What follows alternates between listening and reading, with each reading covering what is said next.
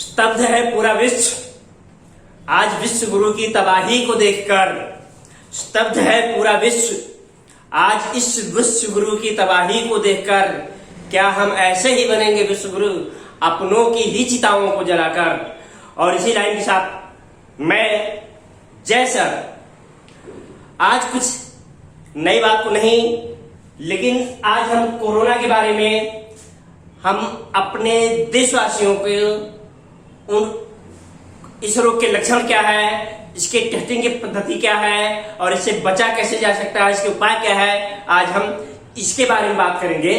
लेकिन उसके पहले हम थोड़ी सी बात कर लेते हैं कि जहां से ये कोरोना वायरस की शुरुआत हुई थी, चाइना वुहान नामक शहर से जो इस वायरस की शुरुआत हुई थी, अभी हमने कल ही देखा कि चाइना इतना बड़ा देश, हिंदुस्तान से ज्यादा जनसंख्या वाला देश होते हुए भी वहां सब कुछ एकदम नॉर्मल है।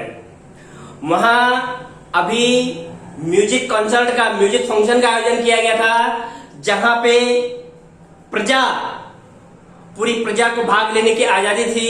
कोई मास्क नहीं था, कोई सोशल डिस्टेंसिंग नहीं था, जैसे कि वहां पे कोरोना जैसे कोई लहर आई ही नहीं थी। तो बार बार ये सवाल उठते हैं कि जहां से ये वायरस निकला आज वहां सब कुछ शांत है, लेकिन हिंदुस्तान में ऐसा क्या हुआ कि जहां आज सब कुछ अशांत है। आज अब की ये दूसरा साल है जहां पे अशांति छाई हुई है, पूरा माहौल बिगड़ा हुआ है, पूरा अफरा तफरी मची हुई है। इस बारे में मंथन जरूर करना चाहिए। क्यों हुआ, कैसे हुआ, इस पे जरूर सोचना चाहिए। हम इसके बारे में आज ज्यादा बात नहीं करते हुए आज हम बात करते हैं कोरोना के लक्षण क्या है, कोरोना से बचने के उपाय क्या है, जो महामारी का दौर चल रहा है। तो हम पहले देखते हैं कोरोना वायरस के प्रकार। जैसे कि हमने पिछले साल 2020 में देखा था, सरकार ने लॉकडाउन लगाया था, तो कोरोना वायरस के प्रकार में सिंगल म्यूटेंट वायरस था। मतलब अभी जो हमारे देश में चल रहा है, वर्तमान समय में चल रहा है, डबल म्यूटेंट कोरोना वायरस का कहर जारी है। पिछली साल जो थी वो सिंगल म्यूटेंट कोरोना वायरस था, उसकी कोई खास तबाही नहीं देखने को मिली थी, उसकी कोई खास रिएक्शन नहीं देखने को मिला था। लेकिन आज जो अब के समय में चल रहा है, वर्तमान समय में जो देश में चल रही है, वो डबल म्यूटेंट वायरस है। और जो भविष्यवाणी की जा रही है वो ट्रिपल म्यूटेंट वायरस आने वाला है। एक तरह से हम बात करें, पहली लहर आके जा चुकी है हिंदुस्तान में, दूसरी लहर चल रहा है, जो पूरी देश की जनता देख रही है, पूरी दुनिया तमाशा देख रही है। कितनी तबाही मची हुई है, कितनी अफरा तफरी मची हुई है, ये डबल म्यूटेंट वायरस का है। और जो आने वाला समय है उसमें तीसरी लहर भी आने की संभावना है। और तीसरी लहर कहा जाता है कि अगर सरकारें ने कोई एक्शन प्लान, रोड मैप नहीं तैयार किया तो तीसरी लहर इससे भी खतरनाक हो सकती है। अब यही सोचने वाली बात है कि जहां से इस वायरस की शुरुआत हुई वहां सब कुछ शांत है, लेकिन हमारे देश में सब कुछ अशांत है। ये क्यों है? तो हम देखते हैं कि डबल वायरस के प्रकार हमने देखा।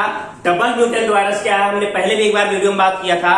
डबल म्यूटेंट वायरस का मतलब ये है कि हम दुनिया में अलग अलग तरह के वेरिएंट्स देख रहे हैं। ब्राजीलियन वेरिएंट देखे, Australian variant, American variant, corona virus के सब अलग अलग वेरिएंट, अलग अलग देशों के वेरिएंट्स, दो अलग अलग तरह के वायरस मिल करके या दो अलग अलग तरह के वायरस वेरिएंट्स मिल करके जब एक नए तरह के वेरिएंट्स बनाए हैं, तो इसी को कहा गया है डबल म्यूटेंट वायरस, जो हिंदुस्तान में तबाही मचाया हुआ है। आगे जो भविष्यवाणी की जा रही है, आने वाले समय में हो सकता है ट्रिपल म्यूटेंट वायरस भी आ सकता है। इस तरह से ये वायरस के प्रकार हैं। अब हम देख रहे हैं कि हिंदुस्तान में डबल म्यूटेंट वायरस तबाही मचाया हुआ है। अब हम इसके, लेकिन मैं बार बार देश की जनता से अपील करना चाहता हूं, लोगों से अपील करना चाहता हूं कि लोग पैनिक नहीं हो, घबराए नहीं, अपने ऊपर संयम रखें, सरकार के ऊपर भरोसा रखें, स्वास्थ्य विभाग पर भरोसा रखें और सबसे ज्यादा अपने ऊपर भरोसा रखें, अपना बचाव करें। तो हम पहले देखते हैं कि हम कैसे, ज्यादातर लोगों में ये होता है के लक्षण को ही नहीं जान पाते। आजकल के समय में क्या हो रहा है, किसको नॉर्मल सर्दी खांसी क्या हुई है उसके बारे में, वो है कोरोना है कि नॉर्मल है, ये हमको कोई पता नहीं चलता है। तो हम आज पहले देखते हैं जो कोरोना वायरस के लक्षण होते हैं। नंबर 1 सामान्य मतलब माइल्ड लक्षण, सामान्य लक्षण वाले रोगी होते हैं। दूसरा मॉडरेट थोड़ा ज्यादा, और नंबर 3 सीरियस कंडीशन वाले या सीवियर कंडीशन वाले या कहें क्रिटिकल कंडीशन वाले। 3 तरह के लक्षण होते हैं। सामान्य लक्षण में देखते हैं हम क्या होता है।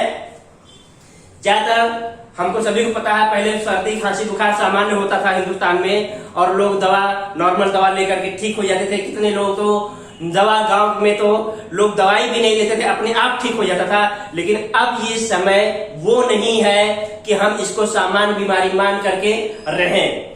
तो हम पहले कोरोना में भी सामान्य लक्षण में जो सामान्य रूप से सर्दी खांसी बुखार जुकाम होता है, या कभी कभी अंदर ही अंदर सर्दी होती है, अंदर सूखा कफ निकल होता है, सिर दर्द भी होता है, बदन दर्द होता है, गले में खराश होती है, और लगता है जैसे कोई कांटा जैसा चुभ रहा है। और अभी जो सामान्य लक्षण में आ रहा है, डायरिया के लक्षण आ रहे हैं। डायरिया मतलब लोगों को उल्टी और दस्त भी हो रहा है, ये भी कोरोना के लक्षण में पाया गया है। और दूसरी बात यह है, पहले पता है लोगों को स्वाद का भी नहीं पता चलता। अगर कोरोना पेशेंट है, ये भी देखा गया है, उसको स्वाद का बारे में पता नहीं चलता है। तो अगर सामान्य लक्षण ये कोरोना के सामान्य लक्षण है, जो देश की प्रजा, देश के लोग ज्यादातर इस सबकी तरफ ध्यान नहीं देते, गौर नहीं देते।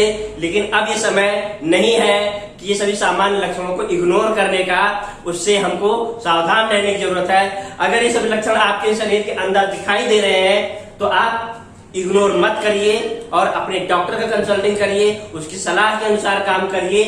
आगे हम देखते हैं मॉडरेट मतलब कुछ ज्यादा ये बीमारी बढ़ती है, टेम्परेचर ज्यादा होता है, बुखार ज्यादा होता है, सर्दी ज्यादा बढ़ती है, मॉडरेट में होता है।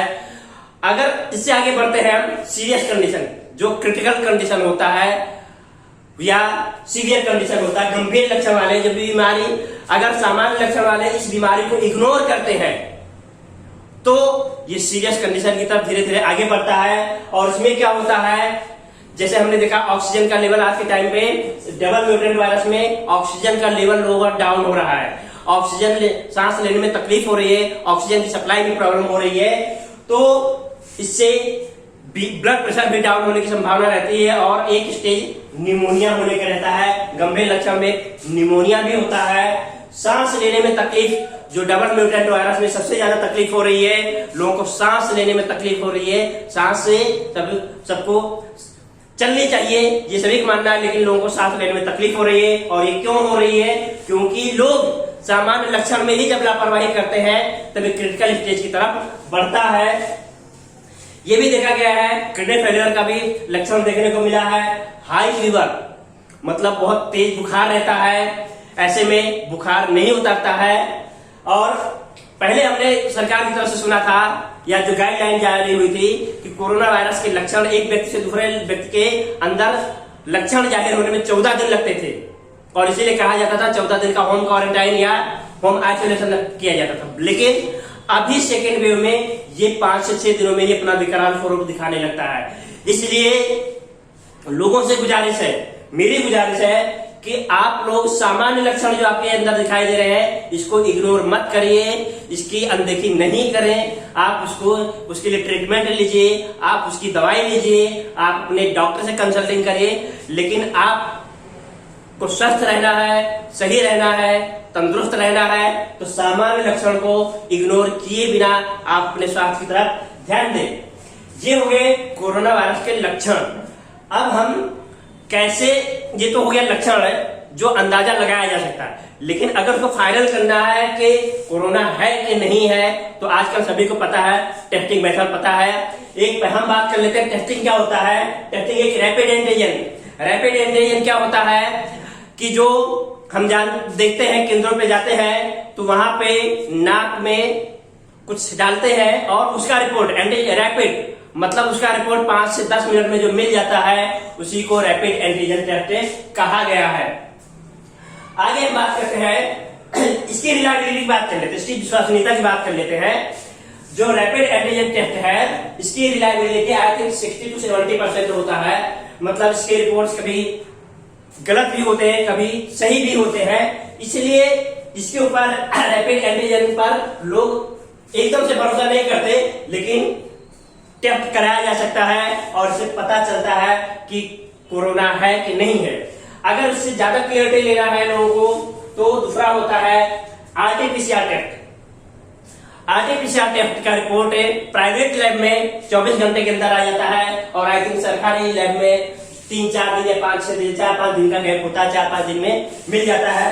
और आरटीपीसीआर टेस्ट जो होता है ये रैपिड एंटीजन से कहीं इसकी विश्वसनीयता 90 से 95% होती है। कहने का मतलब ये है इसका जो रिपोर्ट होता है ये रिलायबल ज्यादा होता है, ये विश्वसनीय ज्यादा होता है। आपका मतलब कोरोना रिपोर्ट जो है वो विश्वसनीय ज्यादा होता है।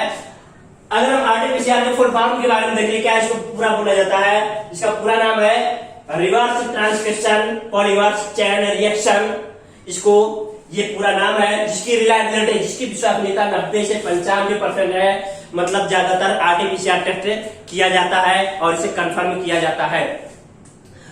अब अगर किसी को अपने रिपोर्ट के बारे में ज्यादा इंतजार नहीं करना चाहिए, लेकिन अगर मैंने जैसे पहले बताया कोरोना का अगर सामान्य लक्षण है तो भी लोगों को अपने हेल्थ सेंटर पे या अपने डॉक्टर का कंसल्टिंग करके दवाई चालू कर देना चाहिए, जिससे कि उसे बचा जा सके। अब ये हो गया कोरोना का टेस्टिंग कैसे किया आपको कोरोना। और थर्ड टेस्टिंग है एंटीबॉडी टेस्ट। एंटीबॉडी टेस्ट क्या होता है, इसमें जो कोरोना से रिकवर हुए लोग होते हैं उनके ब्लड के सैंपल लिए जाते हैं और ये टेस्ट किया जाता है ब्लड सैंपल से कि उस व्यक्ति के अंदर एंटीबॉडी डेवलप हुआ है कि नहीं। मतलब कोरोना के सामने लड़ने की रोग प्रतिकारक क्षमता आपके शरीर के अंदर कितनी डेवलप हुई है, ये एंटीबॉडी टेस्ट बताता है।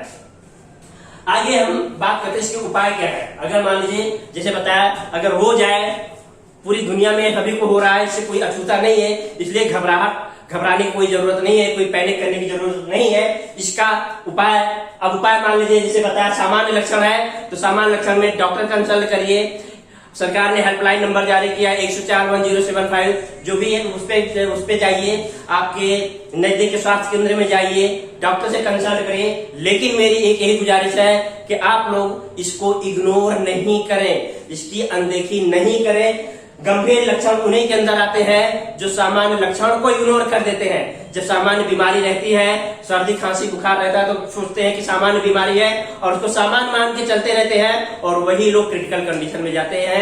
बहुत ही कम ऐसे केस होते हैं जिसमें डायरेक्ट जो है सब गंभीर लक्षण में चले जाते हैं। इसके बाद गंभीर लक्षण में भी देखा गया कि ये डबल म्यूटेंट वायरस सीधे कोरोना वायरस सीधे हार्ट कार्डियक अरेस्ट भी ला रहा है, मतलब हार्ट अटैक भी आ रहा है। बहुत से लक्षण देखे गए हैं, बहुत से केस हमने देखा। आज तक के पत्रकार रोहित सरदाना का भी केस इसी में आ गया था।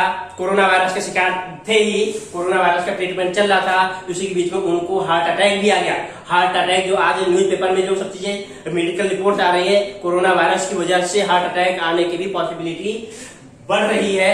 तो सभी चीजें इसलिए किसी को इग्नोर करने की जरूरत नहीं है, अपना ध्यान रखें। आगे उपाय में बात करते हैं। जैसे हमने बताया कि अगर किसी को डाउट है वो अपना टेस्ट करवाए और सामान्य लक्षण वाले भी दवाई लेकर के सेल्फ होम आइसोलेट हो जाए या क्वारंटाइन हो जाए।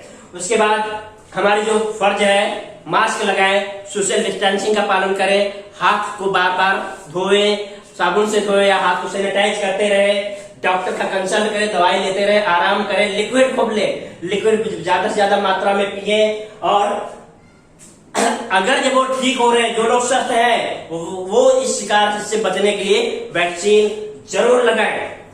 आगे हम बात करते हैं इसका देसी इलाज क्या है। देसी इलाज जो घर पे बैठे हम लोग इलाज करते हैं, देसी इलाज के बारे में कुछ कहा तो नहीं, लेकिन बचा जरूर जा सकता है। जैसे कि डॉक्टर भी सलाह देते हैं कि आप पानी को गर्म करके बॉईल करके पीजिए, तो उससे क्या होगा, आपको आराम रहेगा। ठंड चीज से बचे, गर्म पानी पिए, गर्म काढ़ा बनाए या गर्म जैसे अदरक है, तुलसी है, लौंग है, इलायची, सब कुछ जो होता है उससे मिला करके गर्म पानी काढ़ा बना करके पिए। अगर नाक बंद है, नीलगिरी का तेल डाल करके नाक लीजिए, मिर्च डाल करके गर्म पानी में नाक लीजिए, तो उससे जो सांस की नली बंद हो जाती है, ब्लॉक हो जाती है, वो खुल जाती है। इसके बाद इम्यूनिटी को बढ़ाने के लिए, रोग प्रतिकारक क्षमता को बढ़ाने के लिए हल्दी वाला पानी पिए, इम्यूनिटी बूस्ट करता है। अगर नली बंद है या गले में खराश है तो गर्म पानी में नमक डाल करके गरारा कर सकते हैं, इससे भी इन्फेक्शन की पॉसिबिलिटी को घटाया जा सकता है। ठंडी चीज को से अवॉइड करें, ठंडी चीज नहीं लेना चाहिए अगर इन्फेक्शन है तो। और दूसरी चीज है, कोरोना में विटामिन सी का बहुत बड़ा रोल है आपके शरीर को इम्यूनिटी देने के लिए। विटामिन सी मतलब खट्टी चीजें को सेवन ज्यादा करें। और ऑक्सीजन लेवल बढ़ाने के लिए डॉक्टर ने बहुत ढेर सारे आसन बताए हैं, व्यायाम बताए हैं, योग भी किया जा सकता है अनुलोम विलोम जैसे, या डॉक्टर से बहुत ढेर सारे व्यायाम बता रहे हैं, उसको कहने के साथ ऑक्सीजन लेवल को बढ़ाते रहें। इस तरह से आज मेरी कोशिश ये है कि आप लोग जागरूक बने, इस वायरस को समझें, इसके लक्षण को समझें, इससे बचने का उपाय समझें और घबराए नहीं, दूसरों के अंदर पैनिक नहीं क्रिएट करें, खुद नहीं घबराए, दूसरों को भी घबराहट नहीं पैदा करें। डब्ल्यू वायरस है, ये चल रहा है, चलता रहेगा, आता रहेगा, एक समय ऐसा भी आएगा हमारे देश भी खत्म हो जाएगा। लेकिन आप लोग शांति बनाए रहे, घबराए नहीं, सरकार का साथ दें, सरकार की गाइडलाइन का पालन करें। और खास बात ये मैं बार बार कहता हूं, कोई सरकार, कोई हॉस्पिटल, कोई डॉक्टर, कोई सिस्टम आपको नहीं बचाएंगे तो आप खुद बचेंगे। इसलिए आप अपना पहले खुद ध्यान रखिए, खुद सतर्क रहिए और दूसरों को भी सतर्क करिए। जय हिंद, जय भारत।